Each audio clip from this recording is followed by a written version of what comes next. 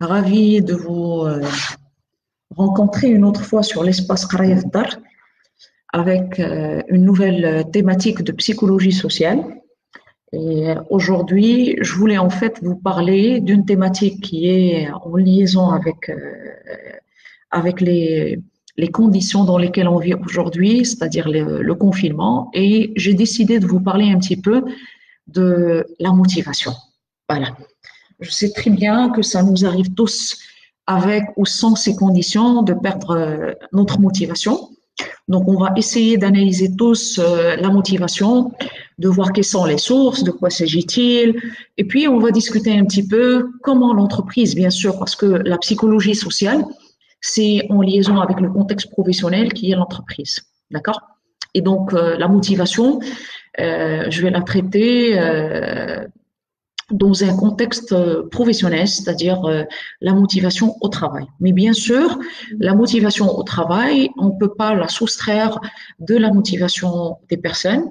Et donc, ça va de soi. Une personne qui est motivée, généralement, elle le sera et dans et en dehors également du contexte professionnel. Mais bien sûr, il faut que le contexte professionnel soit motivant. Donc, ce qu'on va traiter aujourd'hui, en fait, comme je disais, bonjour à tous, bonjour Kenza, bonjour Youssef, bonjour Jamal. Donc, ce qu'on va traiter aujourd'hui, comme j'ai dit, c'est la motivation. Et je vous propose en fait, un plan de travail sur lequel la présentation aujourd'hui, elle va se baser comme suite. Voilà. Donc, qu'est-ce que la motivation? Voilà. Qu'est-ce que la motivation? Comme premier questionnement, c'est un sentiment, mais en fait, de quoi s'agit-il? On va voir ensemble quels sont les types de motivation. On va voir également quelles sont les sources de motivation. Et je vais vous parler un petit peu des théories de motivation. Mais l'objectif, en fait, c'est pas de traiter les théories de motivation et de vous parler, en fait, de deux à peu près théories de motivation qui sont les plus utilisées aujourd'hui par, je dirais, par les spécialistes. Ma chère collègue et amie Leila Naïm a dédié carrément toute une capsule pour une des théories. Je vais en parler par la suite. Mais je vais vous parler un petit peu de l'utilité des théories de motivation, à quoi ça sert. Voilà.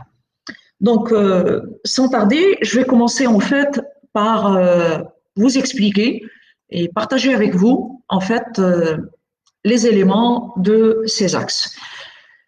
Qu'est-ce que la motivation? Donc, s'il vous plaît, avant de démarrer, je tiens seulement à vous rappeler, je présente 45 minutes à peu près, 45 minutes, et je laisse 10 à 15 minutes vers la fin pour une petite séance de questions-réponses, si vous en avez bien sûr. Sinon, j'enchaîne sur ma présentation. Donc, qu'est-ce que la motivation? Donc, quand je parle de motivation, la motivation, c'est une émotion.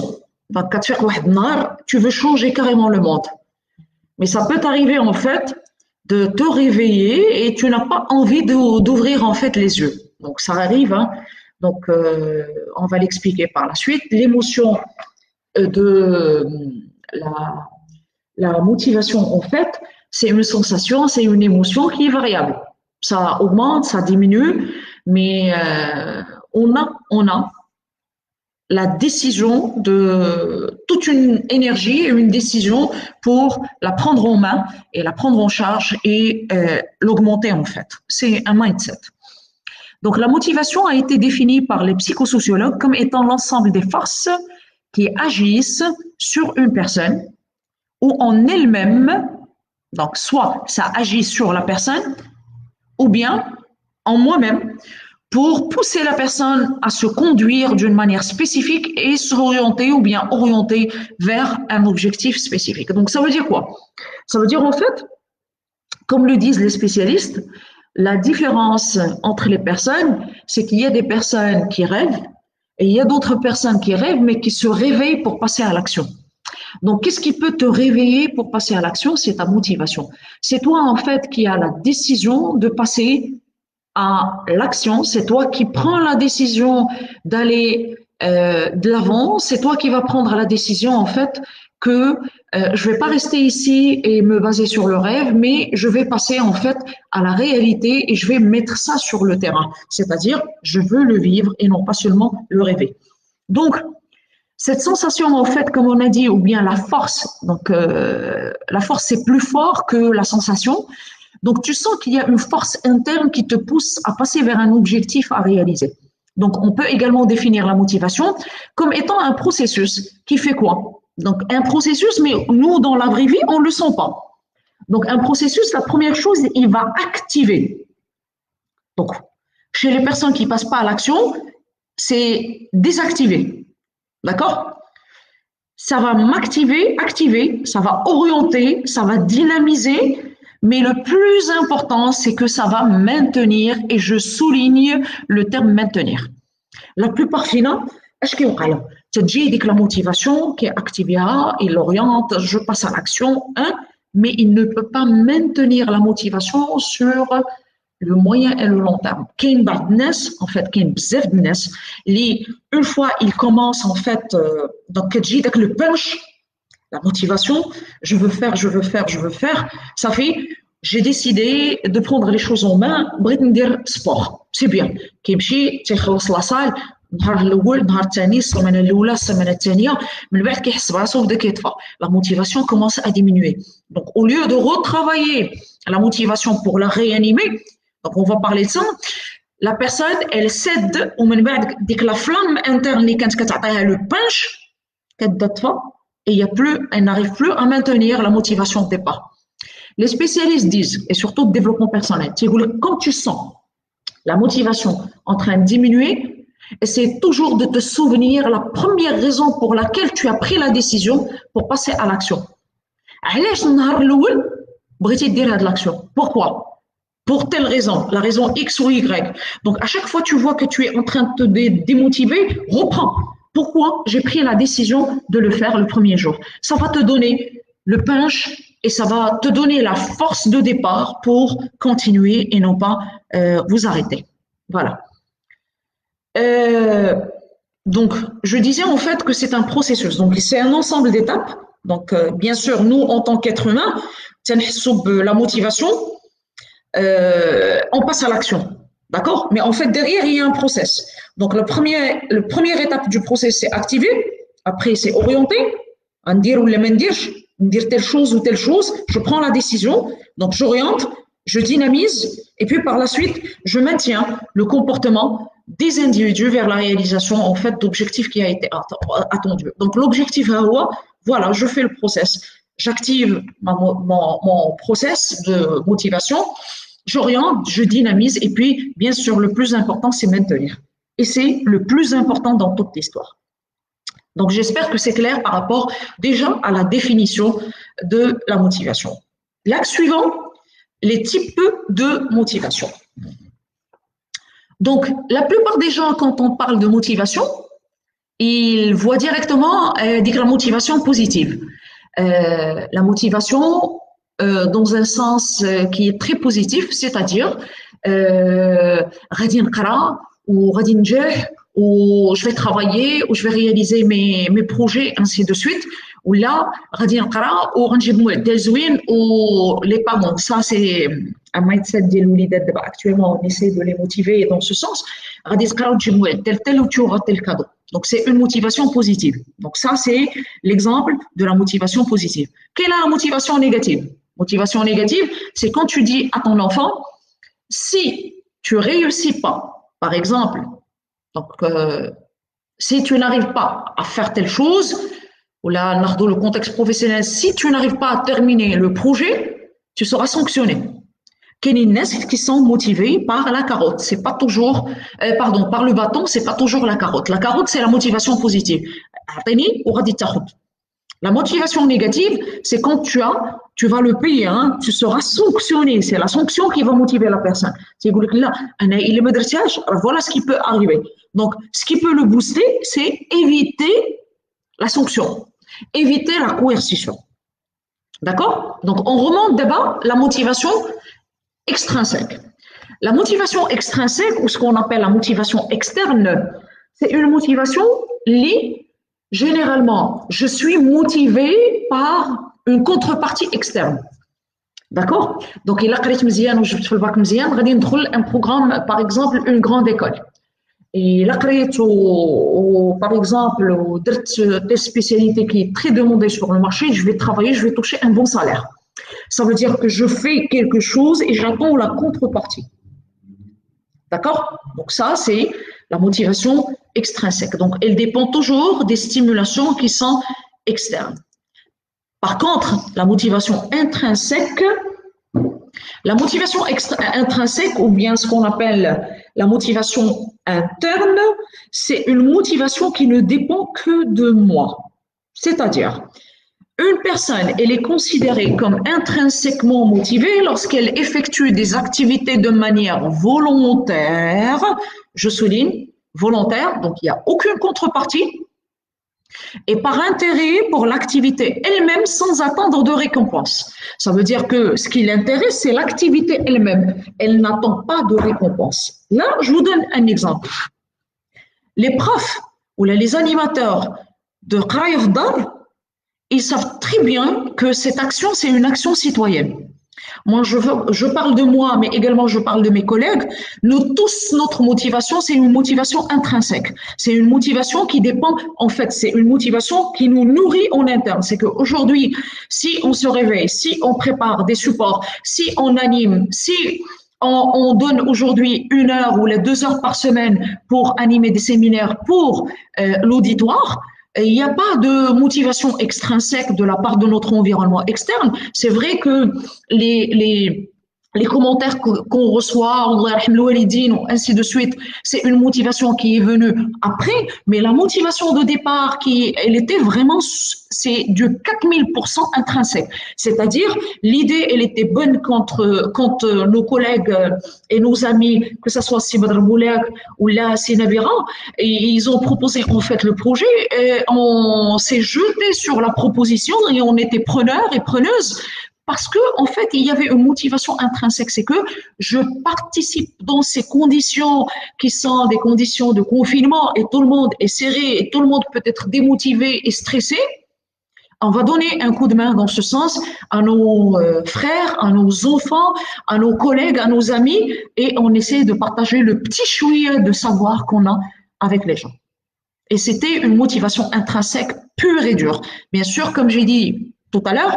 Après, par la suite, c'est la motivation qui nous vient en fait de l'environnement. Quand les gens, ils ont apprécié, en fait, les participants ont apprécié ce qui a été partagé, ils demandaient à savoir plus, et donc on est allé au-delà. Donc on a gardé la motivation intrinsèque, mais on a complété par la motivation extrinsèque. C'est les échanges en fait, les stimulations externes par les beaux messages qu'on reçoit ou da'wat al-khair ou ainsi de suite. Voilà.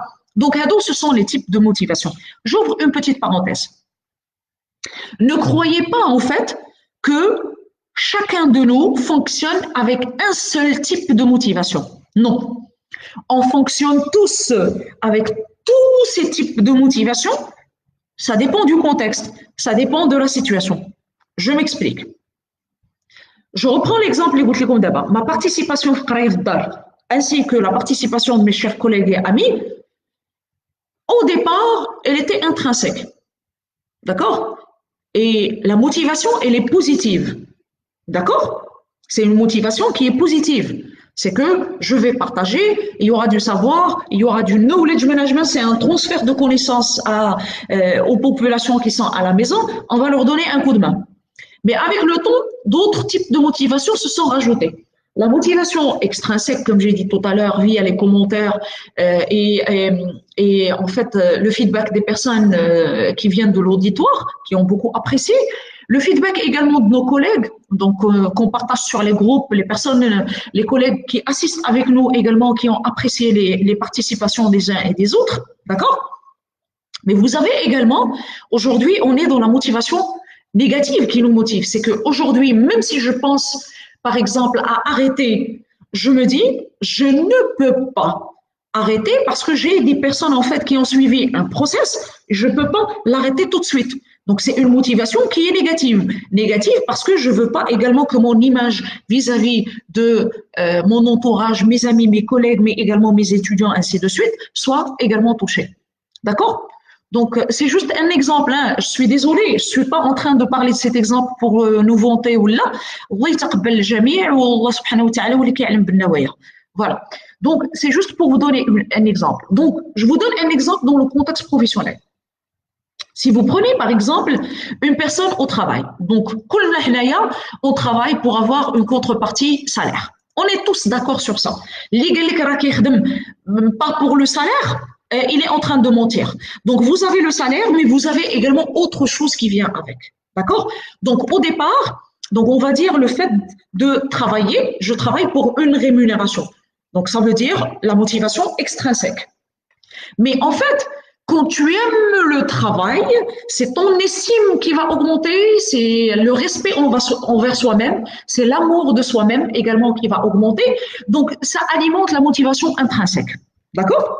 Quand on travaille également, la motivation positive, c'est quand nos étudiants également participent, quand on voit que les cours sont bien expliqués. Quand je donne une étude de cas ou un exercice, je vois que mes étudiants participent, ils essaient de répondre avec les moyens de bord qu'ils ont, ça fait plaisir. Mais vous avez également la motivation négative. C'est que moi, je suis payé, je touche un salaire, l'État m'a recruté, je touche un salaire, j'ai pas le droit, en fait, de ne pas assurer mes cours. Ou là, quand j'assure pas mes cours, je dois les rattraper. Je m'absente, je dois me rattraper. Pourquoi? Je serai sanctionnée. La sanction également, elle est présente. Donc, s'il vous plaît, ne croyez pas que, par exemple, moi, je vais travailler seulement avec de la motivation intrinsèque pure et dure. Impossible. J'ai besoin également de motivation extrinsèque qui dépend de mon environnement externe. OK? J'ai besoin d'avoir de la motivation positive, mais des fois, quand je suis démotivée, je peux être remotivée par la motivation négative. Alors, tu vas recevoir telle pénalité ou telle, par exemple, sanction. J'espère que les types de motivation également sont clairs. Donc, s'il y a des questions, essayez de les envoyer sur la barre de commentaires. Je répondrai à vos questions à la fin du séminaire. Voilà. Voilà ce que vous avez. Donc, vous avez ici, en fait, une matrice qui vous explique ça. Donc, vous avez en haut la motivation intrinsèque. C'est quand vous voulez faire quelque chose, vous avez pris la décision de le faire. En bas, vous avez la motivation extrinsèque ou externe. C'est quand quelqu'un veut que vous fassiez quelque chose, d'accord? On vous pousse à le faire parce qu'il y a une contrepartie. Quand vous prenez la droite de la matrice, donc vous avez, soyons positifs, on prend la gauche.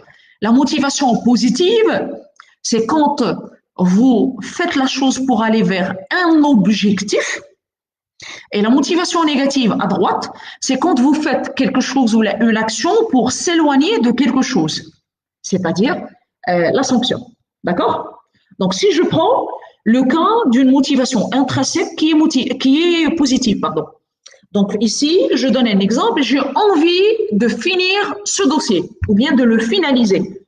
Donc, ici, la motivation, elle est positive, mais elle est intrinsèque. J'ai envie. C'est une envie qui est personnelle, individuelle. De l'autre côté, si je prends intrinsèque toujours, mais elle est négative, je n'ai vraiment pas envie de finaliser ce dossier. C'est émotionnel, ça ne concerne que moi, ça touche mes émotions, je n'ai vraiment pas envie de le finaliser. Mais c'est une motivation qui est négative. D'accord? En bas, si vous prenez la motivation externe, mais elle est positive, si vous terminez ou vous finalisez ce dossier, vous aurez un bonus. Donc, il y aura une valeur ajoutée, une plus-value. De l'autre côté, si vous ne finalisez pas ce dossier, vous êtes viré. Donc, la personne ici, elle va faire main et pied pour travailler, pour réaliser ce travail. Est-ce que c'est clair pour ces convergences, en fait, entre les motivations intrinsèques et extrinsèques et motivations positives et négatives? Je passe à l'axe suivant. Les sources de motivation. Donc, s'il vous plaît, aujourd'hui, donc je reviens au contexte qui est professionnel, c'est le contexte d'entreprise. Si l'entreprise, elle veut motiver les collaborateurs, elle doit adapter son langage, modifier si besoin son mode de management, mais également améliorer la communication. Donc, il y a plusieurs facteurs de motivation qui sont utilisés en fait. Excusez-moi, j'ai vu une petite erreur qui m'a titillé. Excusez-moi. Voilà. Voilà. Voilà. Donc, si je parle aujourd'hui, comme j'ai dit, de la motivation en entreprise, il ne faut pas croire que la rémunération ou bien le salaire est la seule source de motivation. Ça, c'est à oublier. Vous avez c'est un checklist, c'est une panoplie de facteurs de motivation, d'accord? C'est une, je dirais, diversité de sources de motivation. Et donc là, il y a des erreurs qui se font généralement, je vais en parler juste après. La première source de motivation, pour qu'on soit clair, je l'ai dit tout à l'heure, pour faire le social. Bien sûr, je ne parle pas du travail associatif. Non, je parle en fait du travail qui est un travail pécunier, c'est-à-dire un travail en bonne et due forme. Donc, qu'on travaille, c'est pour toucher un salaire, c'est pour avoir une rémunération, d'accord? Vous avez également d'autres sources de motivation, vous avez la formation. Le fait de former un collaborateur, ça le motive. Mais bien sûr, il n'y a pas que la formation. Donc, les personnes qui me suivent sur le séminaire, le même timing, le séminaire du mercredi, par rapport à la GRH, j'en avais déjà parlé. La formation, elle est considérée comme étant une deuxième source de motivation après le salaire. Donc, bien sûr, la personne, elle est formée. On ne va pas la former pour la garder dans le même poste. Il faut lui préparer une évolution de carrière. Donc, la gestion de carrière, c'est une autre source de motivation, un autre facteur de motivation. Mais vous avez également d'autres choses. Vous avez d'autres éléments. Donc, ici, j'ai oublié un élément qui est très, très primordial. Donc, je vais le mettre juste après la gestion de carrière.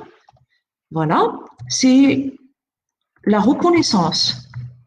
Et je vais en parler parce que chez nous, en fait, dans notre culture, c'est une habitude qu'on a développée.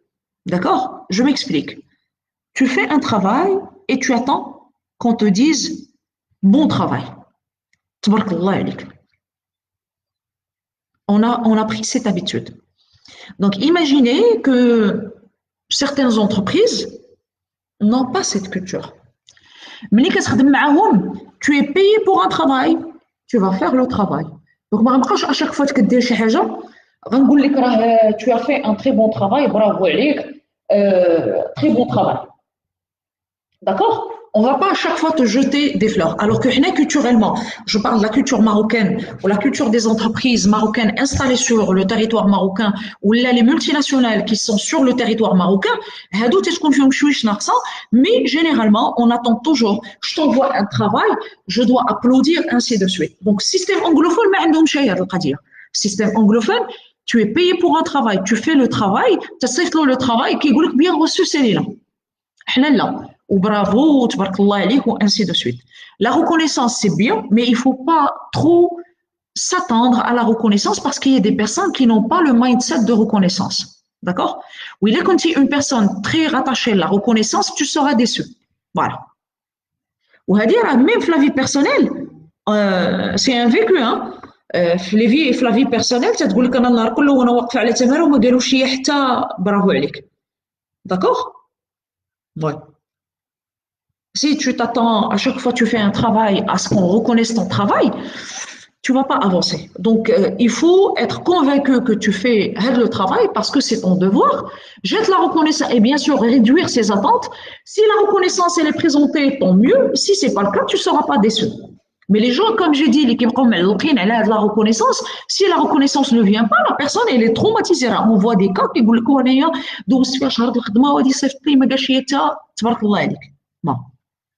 Vous avez la culture et le projet d'entreprise. Si vous êtes recruté dans une entreprise où la culture,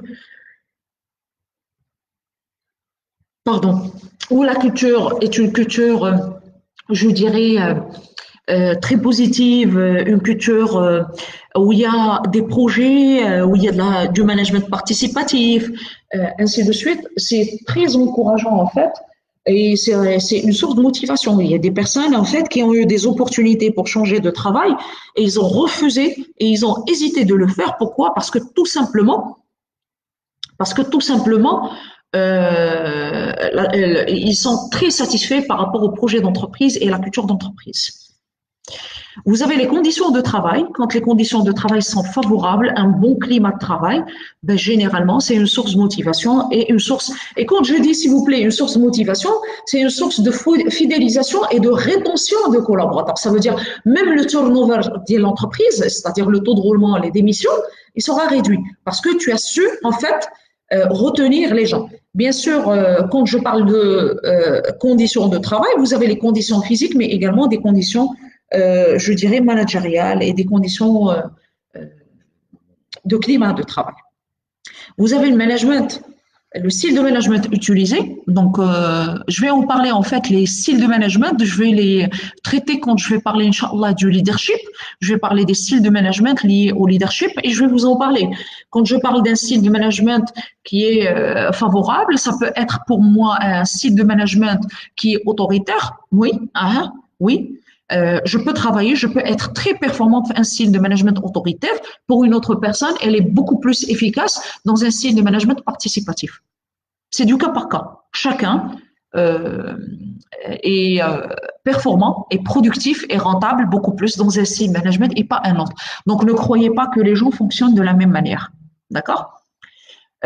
Vous avez également la communication, c'est important. Quand tu travailles dans une entreprise où il y a de la communication qui est formelle, où il y a du partage d'informations, c'est très favorable, c'est très motivant. Mais quand tu travailles dans une structure où chaque personne détient l'information et la garde pour elle, ben, généralement la rétention d'informations, c'est une source de frustration. D'accord ?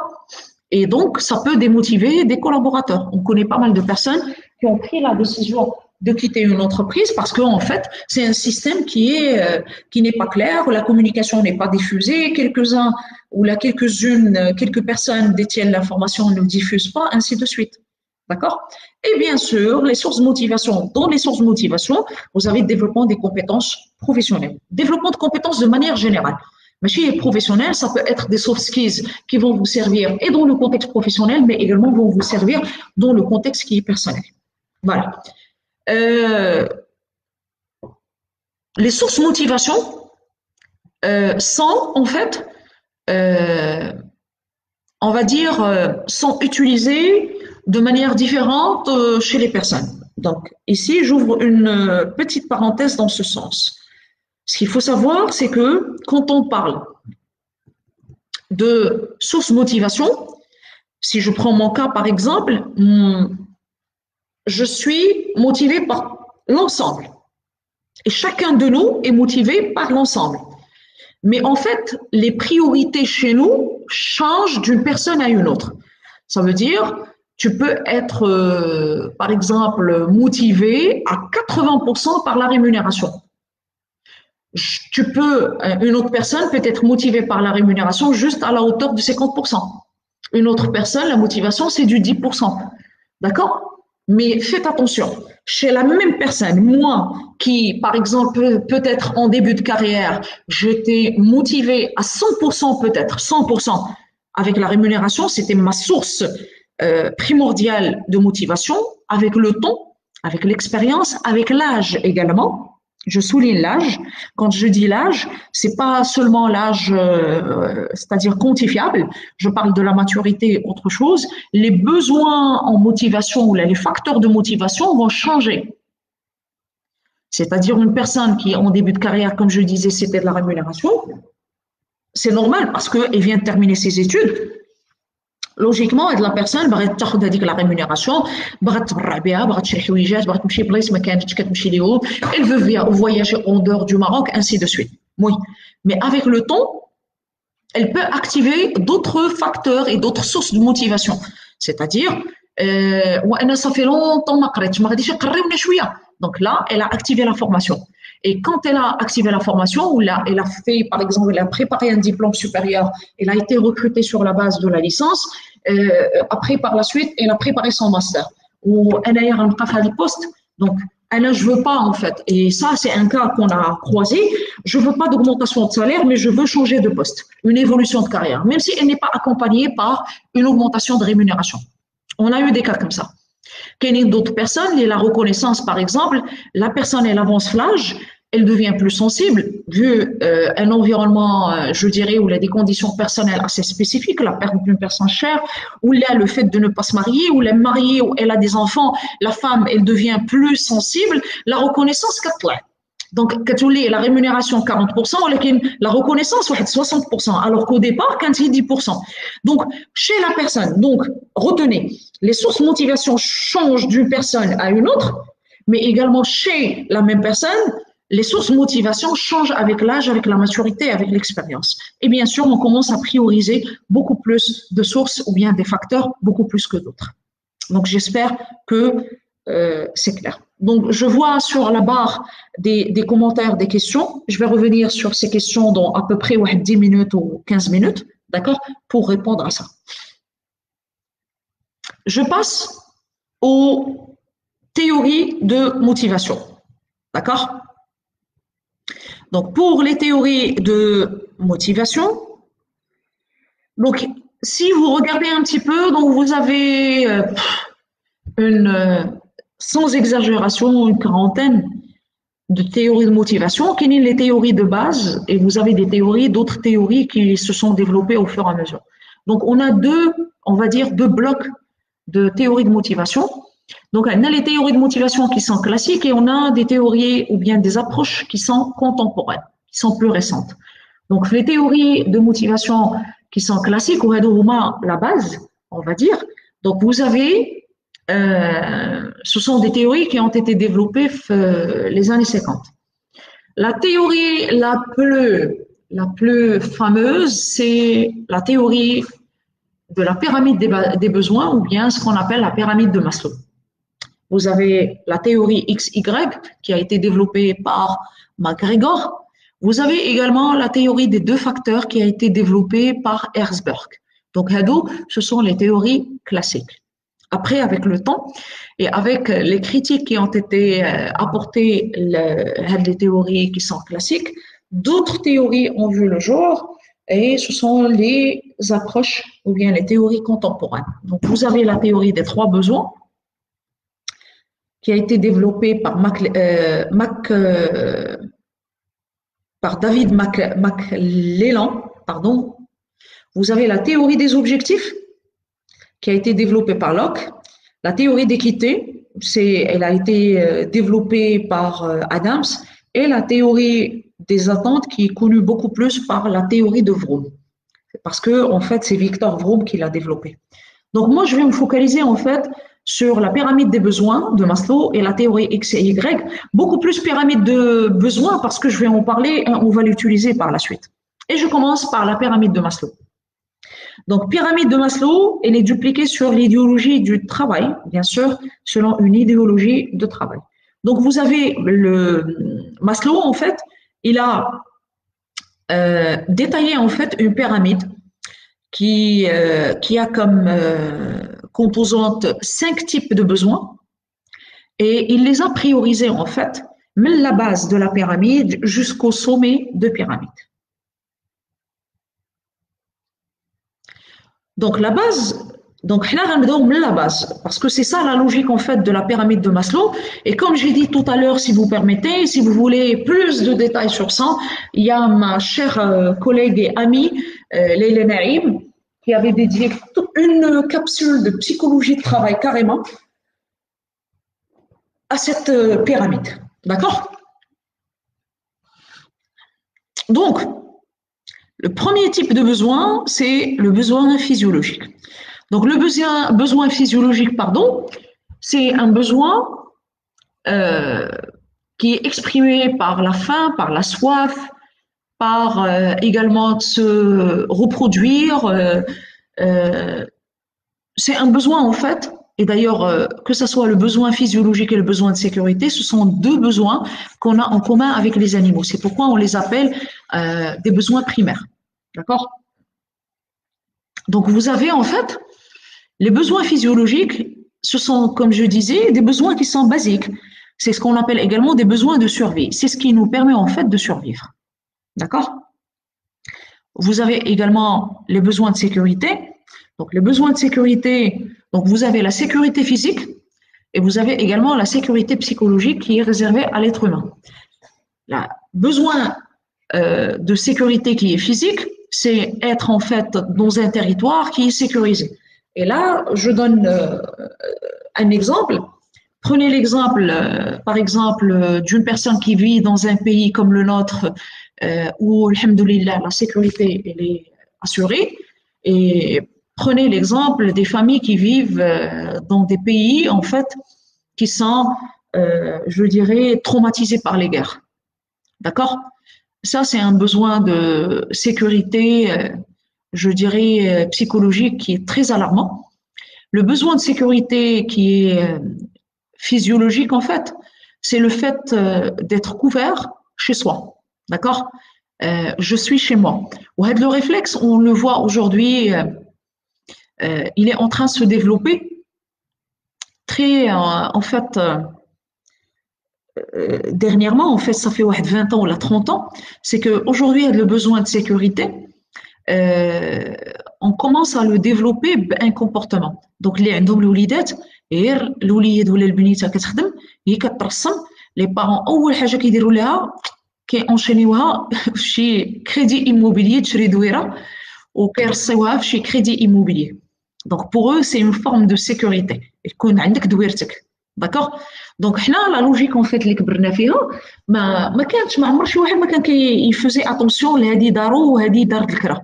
Donc la plupart des الناس la plupart كانوا عايشين في ديور الكرا sans aucun problème. Mais je crois aujourd'hui également حتى داك l'humanisme اللي ما بقاش. دونك ملي كتشوف مول الدار كيجري على مول الكرا حيت ما خلصوش شهر ولا شهرين كيخرجوا برا وهذا هادو ce sont des comportements qu'on n'a pas l'habitude de voir également. C'est pourquoi peut-être on était dans la sécurité même si c'était ديور ديال الكرا ولا ديور ديال الحبوس ولا autre chose. D'accord? Donc c'est pourquoi en fait je dis bien que c'est un sentiment qui s'est développé aujourd'hui. Chez les animaux, c'est la même chose. Le besoin physiologique, en fait, besoin de se nourrir, il est maclash, carrément. Je parle en fait de l'environnement, par exemple, des lions ou autres animaux. Besoin de sécurité, les animaux pissent pour tracer en fait leur territoire. D'accord? Ils pissent en fait pour tracer le territoire et c'est interdit les autres mâles pour accéder en fait le territoire personnel des lions. Donc les besoins retenez, besoins physiologiques, besoins de sécurité, ils sont appelés également les besoins primaires. C'est ce qu'on a en commun avec les animaux. Après, là des types de besoins qui sont pas matériels, c'est psychologique en fait. Besoin d'appartenance. Après, vous avez besoin d'estime et vous avez le besoin d'accomplissement de soi ou bien la réalisation de soi. Donc, ils sont spécifiques. On les appelle les besoins secondaires, mais réellement, ils ne sont pas secondaires. Les sentiments d'Yanna, ils ne sont pas secondaires. En fait, ici, ce sont des besoins qui sont psychologiques, où le psychologique, il peut influencer sur le reste. Donc, je vais vous expliquer ça par la suite. Les besoins d'appartenance, on ne peut pas vivre seul. Oui, mais tu as besoin de temps en temps d'aller voir un groupe d'appartenance. Donc, tous les efforts qui se font, je vous donne un constat. Un exemple, nos enfants, nos frères, nos sœurs, ainsi de suite, ils changent quand ils appartiennent à un groupe. Ils font des concessions pour appartenir à un groupe. Je vous donne un exemple. غتشد واحد الوليد ولد دارهم ainsi de suite تتشوفوا الهضره ديالو مزيونه مقاده ainsi de suite mais une fois il est dans le groupe كيجبد لك ديك الهضره ديال الساطا وديال le truc qu'on est aujourd'hui en train d'entendre chez les enfants les communications. En fait la personne c'est le besoin d'appartenir à ce groupe qui va booster la personne pour parler ce jargon. C'est une façon de dire que j'appartiens à votre groupe. Et il y a d'autres concessions à faire, et dire des concessions un petit peu, je dirais, très méchantes pour appartenir à un groupe d'appartenance. D'accord? Pour appartenir à un groupe de référence, pardon. Là, le besoin d'appartenance. Puis par la suite, vous avez le besoin d'estime. Et ici, vous avez deux types d'estime. C'est l'estime de soi et l'estime de l'autre. Donc, on a besoin d'un dosage d'estime de soi, mais également on a besoin d'un dosage d'estime de l'autre. Comment on se voit, comment les autres nous voient. Bien sûr, il faut chercher l'équilibre entre les deux. Il est quand tu كتحس براسك انت داك l'estime ديالك pour toi-même, il est trop élevé وما محتاجش الناس كيفاش كيشوفوني. Je suis désolée, tu vis pas tout seul. Tu peux en fait la personne ou la moi-même si j'ai cette attitude, il y a en fait le risque que je développe un comportement narcissique, narcissique. Le deuxième cas de figure, tu es dépendant, comment les autres vont me voir, comment ils m'estiment. Et donc, comment je me vois n'est pas important dans mes yeux, c'est comment les autres vont me voir. Donc ici, c'est un déséquilibre qui peut être développé également, c'est la dépendance. Donc, on a besoin d'un équilibre. Donc, comment je me vois, comment je m'estime, comment je m'aime, comment les autres également me voient, m'estiment et m'aiment. C'est important et avoir un équilibre. Et puis, vous avez le besoin d'accomplissement de soi. L'accomplissement de soi, c'est un sentiment qui apparaît je dirais temporairement et qui disparaît. Pourquoi? Parce que il est lié à un objectif à réaliser. Une fois l'objectif il est réalisé, on passe à autre chose et l'accomplissement disparaît. نعطيكم un exemple.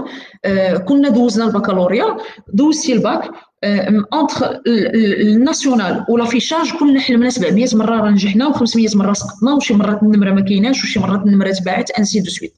Mais une fois je dirais l'affichage a été effectué, tu es hyper content, tu es ému, tu pleures de joie, ainsi de suite. Mais juste après, il y a un autre objectif qui va apparaître. Donc, un autre objectif sur lequel tu dois travailler. Donc, dire la motivation, en fait, d'accomplissement, ou le besoin d'accomplissement, il a été réalisé, mais il disparaît. Pourquoi? Parce qu'il a donné naissance à un autre objectif sur lequel vous devez travailler. Est-ce que c'est clair? Donc voilà, c'est l'ensemble des besoins. S'il vous plaît, retenez. On ne peut pas passer à un besoin supérieur sans satisfaire le besoin inférieur. Je m'explique. Je ne peux pas passer au besoin de sécurité.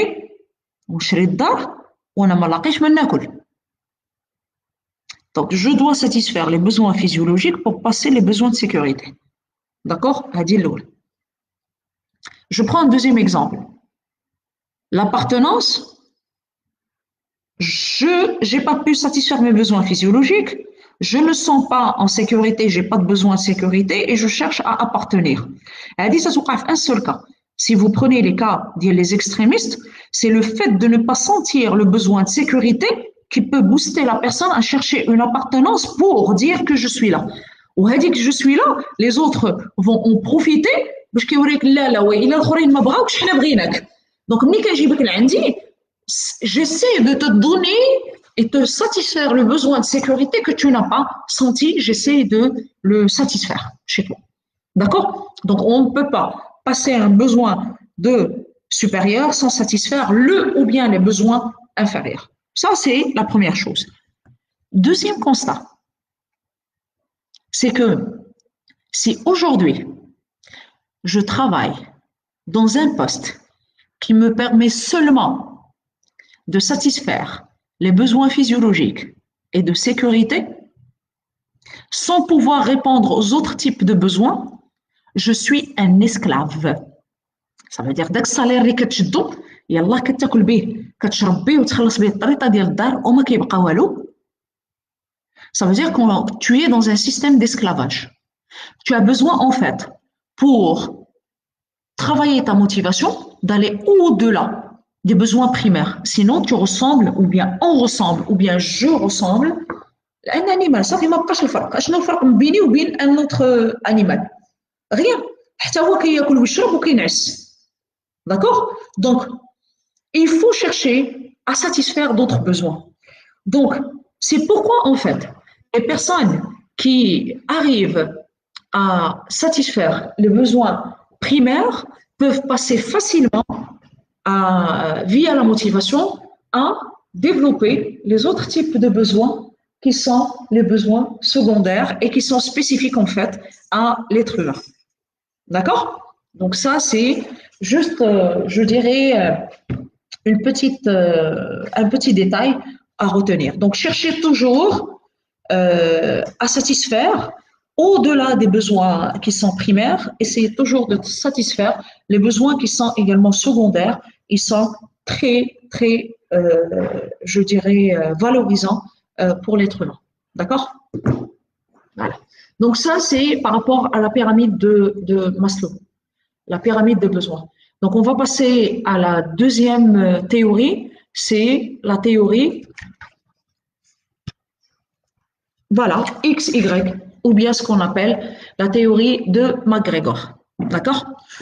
Donc la théorie XY, c'est une théorie en fait qui considère que l'être humain soit il a une position de la théorie X ou bien une position de la théorie Y. Qu'est-ce que ça veut dire X et Y? La théorie, je commence par la théorie Y. La théorie Y, elle défend l'idée que le travail, il est inné pour tout le monde, c'est-à-dire à la naissance, on valorise le travail. À la naissance, on donne de l'importance au travail. Et donc, la notion du travail, elle vit avec nous et se développe avec nous. D'accord? Deuxième point, c'est que les employés sont capables de s'autodiscipliner. D'accord? S'ils sont impliqués dans les objectifs, ils peuvent exiger une autodiscipline. D'accord? L'individu moyen peut apprendre à rechercher les responsabilités. Ça veut dire la recherche de responsabilité, elle est recherchée par les personnes. Et donc, chaque personne, elle peut apprendre à développer ses responsabilités, les assumer. Et puis, le dernier point, la capacité à prendre de bonnes décisions, elle est très répandue chez la population selon la théorie Y. La théorie X, elle vient pour contrarier la théorie Y. D'accord? Donc, elle défend le fait que l'employé de naissance, de manière innée, déteste le travail. Ça veut dire qu'il est fainéant dès le départ. Deuxième point, c'est que pour qu'il puisse atteindre les objectifs, il faut contrarier la personne, il faut la contraindre, il faut la forcer ou bien la menacer. Ça veut dire la motivation négative dont j'ai parlé tout à l'heure, c'est ce qui peut motiver la personne en fait à atteindre les objectifs. Sinon, la personne elle-même, point 3, les employés ne veulent pas prendre de responsabilité. Et bien sûr, au contraire du dernier point de la théorie Y, la théorie X défend le fait que la plupart du personnel ou des employés, ils placent la sécurité en